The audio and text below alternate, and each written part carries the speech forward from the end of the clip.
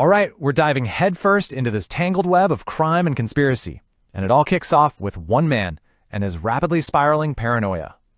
So, meet Jack Rickson. He's a programmer, and his life is about to completely fall apart. And it's all because of one single, irreversible decision. That thought you see on screen, yeah, that's the sound of his entire world just cracking wide open. So, Section 1, a programmer's fatal mistake. This is all about how one night just ignited a full-blown war. You know, you might think this all starts with a simple, contained crime. But, oh boy, as you're about to see, the ripples from this one event spread out and become a tidal wave. Okay, so here's the timeline of that fateful night. It was about 6 months ago. Jack's having a party at his place. His colleague, a guy named Oscar, shows up. A couple of hours later, Jack murders him, just like that. Wraps him up in a rug, gets rid of the body. Clean, simple. Or so he thought. Because the real question is, who was Oscar? And that leads us right into the next phase, the Syndicate's revenge. The first circle of enemies starts to close in.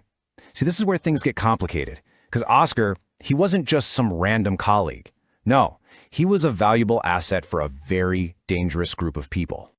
And that group is the Syndicate. We're talking a massive criminal network, and the guy in charge is a ruthless boss named Slavic. Turns out, Oscar was their accountant.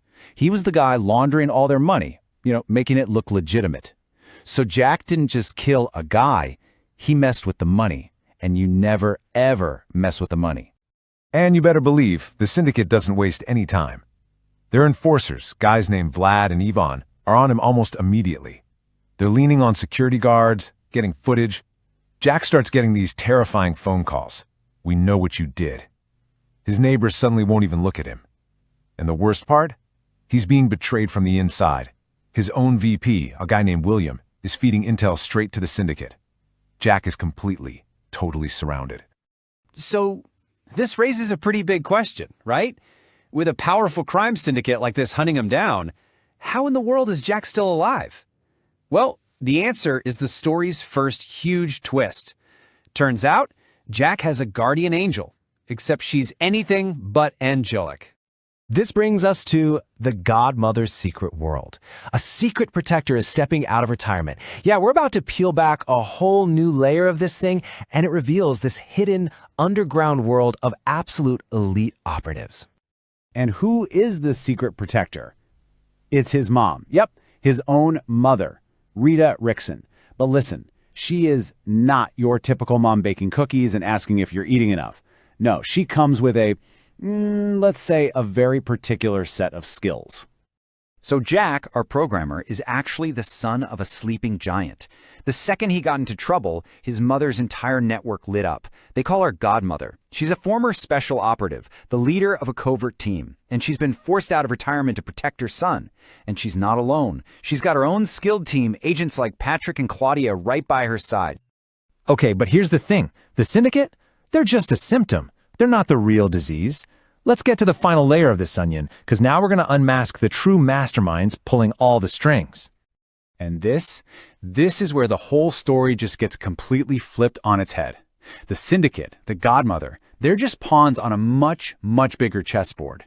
The real game, the real war, is a shadow war being fought between two hidden titans, a manipulator known only as the Ghost, and a power broker named Richard Shield. You see, the stage for this war was set long before Jack ever committed that murder. The Ghost was already pulling Slavic strings, using the Syndicate as his weapon. And on the other side, Richard Shield had already sent a secret warning to the Godmother telling her war is coming. Jack, he wasn't the cause. He was just the pawn that made the first move, and officially started the game. So, now we get to the part where the message is sent, and this shadow war explodes out into the open. A conflict like this, it can't stay in the shadows forever. The Ghost decides to make a big move, and Richard Shield's response, well, it's a devastating message that changes absolutely everything.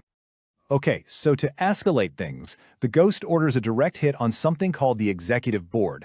This is a very powerful group that Richard Shield put together, and this was a huge mistake. Because a direct attack like that, it gives Richard Shield all the justification he needs to stop playing games, step out of the shadows, and retaliate with full force. And Richard Shield's counterattack is absolutely brutal and brilliant. It's pure psychological warfare.